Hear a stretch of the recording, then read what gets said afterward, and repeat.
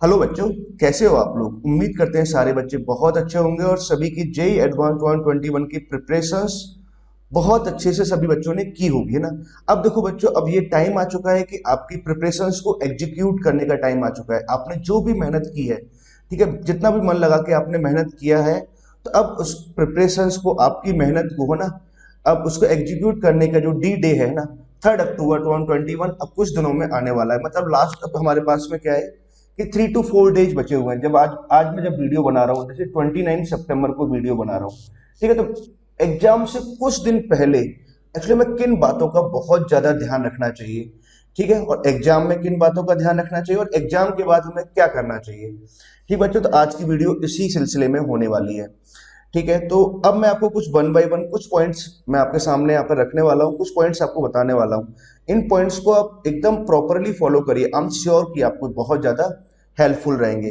ठीक बच्चों, तो मैंने कुछ पॉइंट नोट डाउन किए हैं और सोचा है कि बच्चों को एग्जाम से पहले, है ना, किन बातों का ध्यान रखना चाहिए। तो फर्स्ट थिंग, एग्जाम से पहले जब लास्ट में 3 4 डेज बचे हुए रहते हैं, सबसे पहले बच्चों आपको एक पॉइंट जो मुझे सबसे ज्यादा इंपॉर्टेंट लगता है, आपको बी रिलैक्स, आपको रिलैक्स रहना चाहिए ना। आपको एग्जाम की टेंशन नहीं करनी चाहिए, एग्जाम में क्या होगा कैसे होगा, जो होगा अच्छा होगा, फोड़ के आओगे आप लोग पेपर, है ना। बस पहली बात तो ये ध्यान रखना है, एग्जाम से पहले बिल्कुल भी कोई टेंशन नहीं लेनी है। क्या होगा कल, ना आपको पता है, ना कल के बारे में मुझे पता है। हाँ, अगर मुझे कुछ पता है तो आज का पता है, और आज के बारे में देखो हमेशा बोलता हूँ अपना आज का अच्छा रखो, कल अपने आप अच्छा होगा, है ना।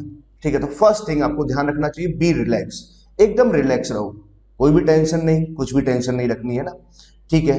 एंड सेकंड नंबर पे जो मुझे सबसे ज्यादा इंपॉर्टेंट पॉइंट लगा है, तो वो लगता है कि अपना जो आपका एडमिट कार्ड आता है ना, एडमिट कार्ड पर जो आपके इंस्ट्रक्शंस हैं उनको आप केयरफुली रीड करिए। एडमिट कार्ड पर जो इंस्ट्रक्शंस हैं उनको आप केयरफुली रीड करो कि एग्जाम के अंदर क्या आपको लेके जाना है, किस ड्रेस में आपको जाना है, किस यूनिफॉर्म टाइप का ना, जो भी कुछ उन्होंने दे रखा है, उन इंस्ट्रक्शंस को आप बहुत ही केयरफुली रीड करो।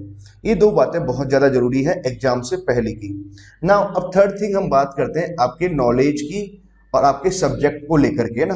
तो इन दोनों बच्चों 3 4 डे जैसे बचे हुए रहते हैं, तो खास तौर पर मुझे क्या करना चाहिए, हर सब्जेक्ट में, फिजिक्स केमिस्ट्री मैथ में, अब मेरा थ्योरी वाला पार्ट अच्छा होना चाहिए। अब मुझे नई प्रॉब्लम्स ट्राई नहीं करना चाहिए। ठीक है, थ्योरी प्लस फॉर्मूले, ठीक है बच्चे, ये सारी बातें बहुत अच्छे से होनी चाहिए। थ्योरी अपनी अच्छी होनी चाहिए, फॉर्मूलों को रिवाइज कर ले, क्योंकि रिवीजन हमने कर लिया, ताकि एग्जाम में कई बार क्या होता है, प्रॉब्लम फॉर्मूला बेस्ड भी हो जाती है ना। तो ऐसा ना हो कि हम फॉर्मूला सोच रहे हैं ना, ये नहीं होना चाहिए, बिल्कुल भी ऐसा नहीं होना चाहिए। थर्ड थिंग आपका, है ना, थ्योरी पार्ट आपका अच्छा रखना चाहिए और फॉर्मूलों को रिवाइज कर लेना चाहिए। ठीक है। एंड फोर्थ थिंग जो आपको सबसे ज्यादा इंपॉर्टेंट है, अभी आपको जैसे अब तो 3 4 डेज बच रहे हैं ना, तो अपना प्रैक्टिस करिए आप लोग, प्रैक्टिस लाइक एग्जाम, एग्जाम की तरह आप प्रैक्टिस करिए। ठीक है, जैसे आपका मॉर्निंग शिफ्ट का एग्जाम है, तो मॉर्निंग शिफ्ट में आप ऐसे एग्जाम की प्रैक्टिस करिए, एक कोई पेपर ले लीजिए आप, है ना, उसकी थोड़ी बहुत प्रैक्टिस कर लीजिए। फिर आपका जो इवनिंग शिफ्ट आएगा 2 to 5 का, उसमें आप एक फिर क्या करो, एक पेपर लेकर के उसकी प्रैक्टिस करिए। मतलब उस जो एग्जाम टाइम जो रहता है ना, मॉर्निंग शिफ्ट और इवनिंग शिफ्ट ना, ठीक है, तो इस दौरान आपको अपने आप को एक्टिव रखना है। एक्टिव रखने की ना, जैसे कुछ बच्चे होते हैं उनकी दिन में सोने की आदत होती है, या लेट नाइट पढ़ने की आदत होती है, या अर्ली मॉर्निंग में से होता है, लेट मॉर्निंग ऐसे जगते हैं ना, अर्ली मॉर्निंग नहीं जग पाते हैं। तो आपको अब अपनी वो प्रैक्टिस को, मतलब जिस तरह की हैबिट है आपको, अब उसको चेंज करना पड़ेगा। एग्जाम के 4 5 6 दिन पहले चेंज करना बहुत जरूरी होता है। मतलब आपको अपने सोने का एटीट्यूड है ना, वो चेंज कर देना है। मतलब शाम को आप 10 बजे 11 बजे लास्ट सो जाओगे, सुबह मॉर्निंग में 6 और 7 के बीच में आपको उठना ही उठना है।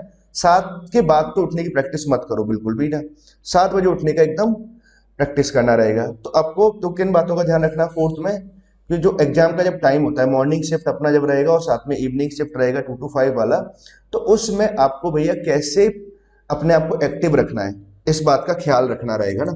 ठीक है। एंड फिफ्थ पॉइंट आपको अपना स्लीपिंग टाइम चेंज करना पड़ेगा भैया, है ना। स्लीपिंग टाइम, इन बातों पे ध्यान रखिए कि आपकी जो लेट सोने की हैबिट है ना, मॉर्निंग में बहुत लेट उठने की हैबिट है, वो चेंज करिए। ठीक बच्चों, तो कुछ 5 पॉइंट्स जो मैंने अपने आप में लिखे थे, तो ये 5 पॉइंट जो सोचे हुए, तो ये 5 पॉइंट्स पे आप फोकस करिए ना। ठीक है, इन बातों को हमें ध्यान रखना चाहिए बिफोर एग्जाम, एग्जाम से कुछ दिन पहले। अच्छा, ठीक सर, आपने एग्जाम कि पहले की बात तो बताई, अब एग्जाम में क्या करना चाहिए। अच्छा बच्चों ये भी सुन लो, आप एग्जाम के अंदर क्या करना चाहिए आपको। देखो एग्जाम में समय पे आप एंट्री ले चुके होंगे, आप एग्जाम के अंदर बैठ चुके हैं ना, एग्जाम के अंदर बैठ चुके हैं तो पहला काम तो क्या होना चाहिए, जो भी पेपर ऐसे अपना रहेगा, मतलब सॉरी जेई एडवांस के पेपर है अपना, तो जो इंस्ट्रक्शंस है रीड इंस्ट्रक्शंस केयरफुली, है ना। इंस्ट्रक्शंस को आपको केयरफुली रीड करना, आपको सिर्फ अपने से कोई सोचना नहीं है कि भाई सिंगल करेक्ट आ रहे हैं या मल्टीपल करेक्ट होगा, है ना, उसमें कोई नेगेटिव मार्किंग है या नहीं, है ना। आपको अपने साइड से कुछ भी ऐसे प्री एज्यूम नहीं करना है, इंस्ट्रक्शंस हमेशा फॉलो करो और इंस्ट्रक्शंस को रीड करिए, ठीक है।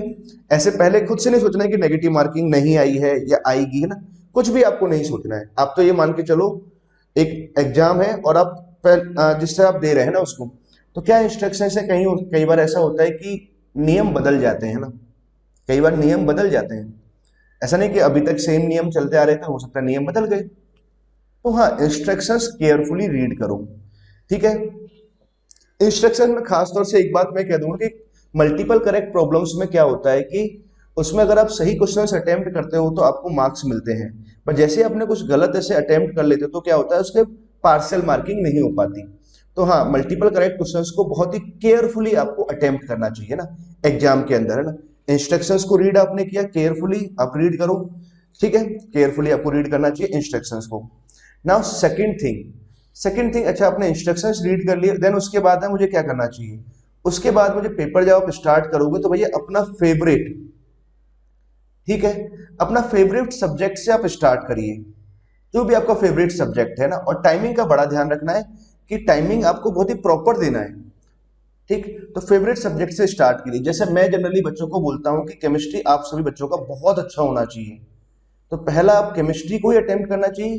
केमिस्ट्री का रीजन है कि एक्चुअली केमिस्ट्री में 3 पार्ट होते हैं, एक तो ऑर्गेनिक, दूसरा आएगा इनऑर्गेनिक, पूरा लिख नहीं रहे ना, और थर्ड इज फिजिकल, ठीक है। अब आपको करना क्या चाहिए, पहले भाई केमिस्ट्री को आप जल्दी से खत्म कर लेना चाहिए, मतलब आपकी हैबिट रहनी चाहिए कि विद इन 40 मिनट्स या 30 टू 40 मिनट्स के अंदर मैं केमिस्ट्री निपटा लूं, ठीक बच्चों। केमिस्ट्री, क्योंकि केमिस्ट्री में क्या है कि 3 पोर्शंस में होने की वजह से कि हर प्रॉब्लम कैलकुलेटिव नहीं होती है ना, लिख करके आपको सॉल्व करने की जरूरत नहीं पड़ती है, कई सारी प्रॉब्लम्स थ्योरेटिकली होती हैं, लिख करके भी सॉल्व करना है तो फटाफट फटाफट सॉल्व हो जाती है, ठीक है। कैलकुलेशंस नहीं होती, मतलब मेरे कहने का सेंस ये है। ऑर्गेनिक इनऑर्गेनिक फिजिकल वाले पार्ट में थोड़ी बहुत कैलकुलेशंस आपको आ सकती है। पहला तो आप केमिस्ट्री ही अटेम्प्ट करना चाहिए बहुत जल्दी से ना, उसके बाद में फिर आपको सेकंड पेपर अटेम्प्ट करना चाहिए जो आप जिसमें कंफर्टेबल हो, कंफर्ट जिसमें आप रहते हो। फिजिक्स आपका कंफर्ट है तो फिजिक्स लिया, मैथ्स आपका कंफर्ट है तो मैथ्स आपने लिया, और इसको टाइमिंग का बड़ा ध्यान रखें कि 50 मिनट्स के अंदर ही पूरा कंप्लीट करें, 50 मिनट्स के अंदर ही जाएं, ठीक है। नाउ थर्ड थिंग, आपका जो अब रिमेनिंग सब्जेक्ट रह गया है ना, बट ऑब्वियस सी बात है, अगर आपने यहाँ फिजिक्स लिया है तो थर्ड में मैथ्स लेंगे, सेकंड में अगर आप मैथ्स ले रहे हैं तो फिर यहाँ पर जो रिमेनिंग सब्जेक्ट है ना वो आप ले लेंगे, ठीक है बच्चों। आई होप आपको मेरी बात समझ में आई है ना।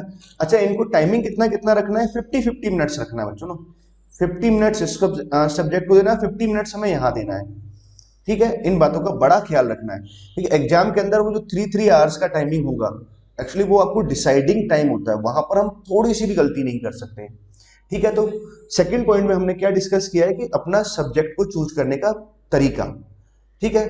किसी को मान लो केमिस्ट्री में कंफर्ट नहीं है तो कोई दिक्कत नहीं, अपना फेवरेट सब्जेक्ट से जाओ। अच्छा एक और बात मैं आपको कहना चाहूंगा, जैसे मैं मैथ्स पढ़ाता हूँ तो मैथ्स के बारे में थोड़ा मुझे पता है तो बताता हूँ आप लोगों को ना। मैथ्स में जैसे मान लो आपको कैलकुलस वाला 12th वाला पोर्शन है ना, और एक 11th वाले पोर्शन, पहले 12th वाले पोर्शन को जल्दी जल्दी सॉल्व करिए, ठीक है। और उसमें भी क्वेश्चंस को बड़े इंटरेस्ट के साथ देखा करो। अरे यार डेफिनेट इंटीग्रेशन का प्रॉब्लम आया है, ठीक है, अरे यार तो डेफिनेट इंटीग्रेशन का बहुत पढ़ा है मैंने, कर दूंगा इसको तो मैं फटाफट। एरिया की प्रॉब्लम सही, अच्छा एरिया की प्रॉब्लम में क्या ऐसा उसने पूछ लिया जो एरिया मेरे को नहीं आता है ना, तो फटाफट आप कर दो उसको। डिफरेंशियल इक्वेशन में एलडीई पूछता है, वेक्टर में कैसा प्रॉब्लम पूछा है उसने, चाहे प्रोबेबिलिटी में बेस थ्योरम पूछ रहा है वो, है ना, प्रोबेबिलिटी में बेस थ्योरम, अरे यार ये तो मैं लगा सकता हूँ यार फटाफट फटाफट से ना। इस तरह का आपको अपना एटीट्यूड रखना, मतलब इंटरेस्ट रखना है क्वेश्चंस के अंदर। अरे यार ये तो इस चैप्टर का है, क्वाड्रेटिक का प्रॉब्लम है यार, यार क्वाड्रेटिक का तो बनना चाहिए यार, सीक्वेंशियल सीरीज का प्रॉब्लम है यार, अरे आसान सा प्रॉब्लम होता है यार, है ना, ठीक। सर्कल में कहाँ घुमा रहा है ना ये देखेंगे। इस तरह का आपका एक एक ऐसे इंटरेस्टिंग होना चाहिए ना, ऐसे नहीं कि यार और ये क्वेश्चंस आ गया ना, क्वेश्चंस का लोड नहीं लेना, उसमें इंटरेस्ट दिखाना है क्वेश्चन के अंदर। इंटरेस्ट दिखाना है इसका मतलब ये नहीं कि उसके अंदर घुस जाओगे, टाइम खराब करोगे। हाँ, घुसना है, फटाफट सॉल्व करना है, बाहर निकलना है, फिर आगे जाना है। ये अपना हैबिट होना चाहिए। ठीक बच्चों। एंड थर्ड थिंग, अब जो मेजर हमारे पास थर्ड थिंग क्या होना चाहिए, एक बात का मुझे बहुत अच्छे से ध्यान रखना चाहिए, एग्जाम के अंदर अपना स्पीड का ध्यान रखना चाहिए। दूसरा मुझे भैया अपनी एक्यूरेसी का ध्यान रखना चाहिए, क्योंकि बच्चे क्या होते हैं, बच्चे होते हैं ना, स्पीड का ध्यान नहीं रख पाते और अपनी एक्यूरेसी का ध्यान नहीं रख पाते। क्योंकि बहुत से बच्चे क्या करते हैं कि पूरा पेपर अटेम्प्ट ही नहीं कर पाते, कुछ क्वेश्चन छूट जाते हैं, गलत बात। कई बार ऐसा होता है जो क्वेश्चन छूट जाते हैं वो वही आपको आते थे जो आपने छोड़ दिए, और फालतू क्वेश्चनों में फंस गए जो टाइम टेकिंग क्वेश्चन थे ना। फंसना नहीं है ना, फोड़ के आना है ना। दूसरी बात, एक्यूरेसी की अगर बात करें तो एक्यूरेसी अपनी बहुत अच्छी होनी चाहिए, सिली मिस्टेक्स नहीं करना है ना, है ना। 2 into 3 कर दिया, 8 लगा दिया आपने, अरे 8 कहाँ से है, टू कैलकुलेशन से ना बढ़िया रखनी है आपको, अपनी एक्यूरेसी अपनी अच्छी रखनी है और अपनी स्पीड भी बढ़िया रखनी है ना। इन दोनों पॉइंट्स पर भी आपको बहुत मेहनत करनी चाहिए, है ना। ठीक है ना। इन दोनों सभी पॉइंट्स को एग्जाम से जाने से पहले होता है ना, ऐसे एग्जाम में जब आप जा रहे हैं तो किन इंस्ट्रक्शंस को फॉलो करें, ये काइंड ऑफ इंस्ट्रक्शंस हैं आपके लिए, ये इंस्ट्रक्शंस की तरह काम करना होता है ना। ठीक है, तो एग्जाम के अंदर आप इन बातों का फॉलो करोगे। बिफोर एग्जाम हो गया, आफ्टर एग्जाम हो गया, सॉरी इन एग्जाम की बात हो गई। अब हम बात कर लेते हैं कि आफ्टर एग्जाम क्या करना चाहिए, एग्जाम के बाद क्या करें। एग्जाम के बाद फिर से वही पहला वाला पॉइंट, बी रिलैक्स्ड। जैसा भी एग्जाम हो गया है अब आप रिलैक्स रहेंगे, एग्जाम के आंसर की वगैरह अगले दिन चेक करेंगे, है ना, 1-2 दिन बाद चेक करेंगे, रिलैक्स रहेंगे, घर पे जाएंगे मम्मी पापा से बात करेंगे एकदम, और रिलैक्स रहना है। कैसा हुआ ये हो गया कि अब हम पास्ट बदल नहीं सकते, है ना, पास्ट बदला नहीं जा सकता, हम फ्यूचर बदल सकते हैं ना। ठीक है, तो मेहनत करके हम फ्यूचर को बदलेंगे ना। तो पास्ट बिल्कुल नहीं बदला जा सकता, तो हमें क्या करना है, फिर से जाकर के रिलैक्स हो जाना है, जहां से हमने शुरू किया था वहां पे जाकर रिलैक्स हो जाना है। एंड सेकेंड थिंग, आप इन दौरान आफ्टर एग्जाम आप क्या कर सकते हो, देखो अभी एक वेब सीरीज आई है ना, आप सभी लोग जानते हैं आजकल वेब सीरीज का एक बहुत ही चलन है, प्रचलन है ना। तो आजकल एक वेब सीरीज है कोटा फैक्ट्री। तो एक काम करना, बहुत ही रिलैक्स होकर के कोटा फैक्ट्री सीजन देखना आप तो, बस एग्जाम की टेंशन नहीं। अब जो रिजल्ट आना है आप आंसर चेक कर लोगे, आंसर की निकाल लोगे, अपने मार्क्स जोड़ लोगे, रिजल्ट तो नहीं बदल सकते ना, बिल्कुल भी नहीं बदल सकते। रिलैक्स रहो, आ जाएगा रिजल्ट, जब आना होगा जो आना होगा आ जाएगा, रिलैक्स रहो। फिर अब हम कुछ नहीं कर सकते, इससे पहले हम बहुत कुछ कर सकते थे, आफ्टर एग्जाम हम कुछ नहीं कर सकते। आफ्टर एग्जाम हम फिर से अच्छी मेहनत कर सकते हैं। ठीक है, लाइफ की कोई सी भी स्टेज हो, हमारे पास एक ही चीज बचती है, फिर से मेहनत करना। ठीक है, अगर हम कुछ भी गड़बड़ होता था ना, गड़बड़ होने के कभी कोई चांसेस होने ही नहीं है ना। डोंट, ठीक है बच्चे, आई होप, है ना।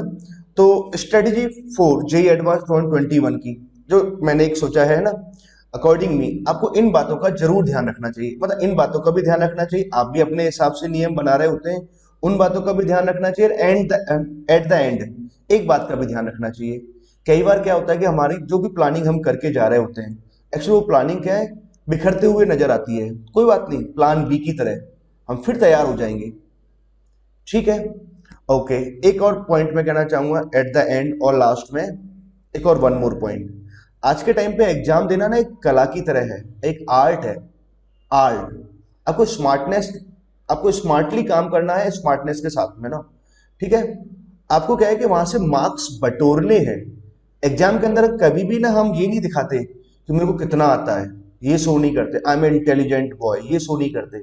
मुझे तो ये शो करना होता है कि भैया ये क्वेश्चन है, मैक्सिमम नंबर कैसे लेके आ जाऊं भैया। ठीक है, मैथ्स में 18 क्वेश्चन आ रहे हैं पेपर 1 में, तो ठीक है 10-12 क्वेश्चन तो पहले मैं अटेम्प्ट कर लूं, पहले मैं सिलेक्शन ले लूं अपना, सिलेक्शन लेकर के फिर मैं रैंक भी ले लूंगा। पहले 10-10 12 12 क्वेश्चंस का एक क्लब ऐसे हर तीनों सब्जेक्ट, तीनों चैप्टर्स में ना, तीनों सब्जेक्ट्स के अंदर आप पहले वो क्लब कर लीजिए, फिर देन आप रैंक भी फोड़ दोगे। ठीक बच्चों, तो इसी के साथ में ये वीडियो यहाँ कंप्लीट करते हैं। तो ऑल द बेस्ट बच्चों फॉर जेई एडवांस 2021, बढ़िया से करके आओ ना। Okay, thank you.